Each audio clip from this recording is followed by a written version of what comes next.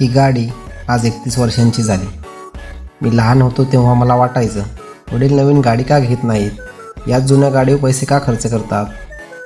तेव्हा कळत नव्हतं, मात्र आज कळतंय. ही गाडी त्यांच्यासाठी फक्त त्यांची गाडी नव्हती, ही त्यांची कमाई, त्यांचा घाम आणि त्यांनी जपलेली ओळख होती. 31 वर्ष, इतक्या वर्षात लोक दोनदा गाडी बदलतात आणि आम्ही हीच गाडी सांभाळत आलो.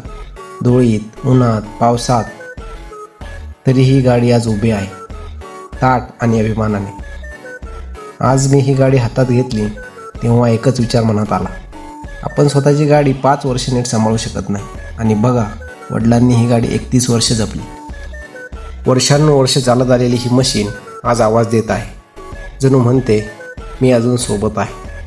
आणि म्हणून मी ठरवलंय, ही गाडी फक्त रिस्टोर नाही करायची, तर परत एकदा वडिलांचा अभिमान बनवायची आहे. रंग नवीन येईल पण आठवणी जुन्याच राहतील. पार्ट्स बदलतील पण भावना नाही.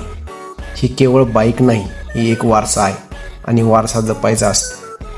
31 वर्ष जुनी ही गाडी आज पुन्हा नव्याने जन्म घेणार आहे, आणि यावेळी माझ्या हातून.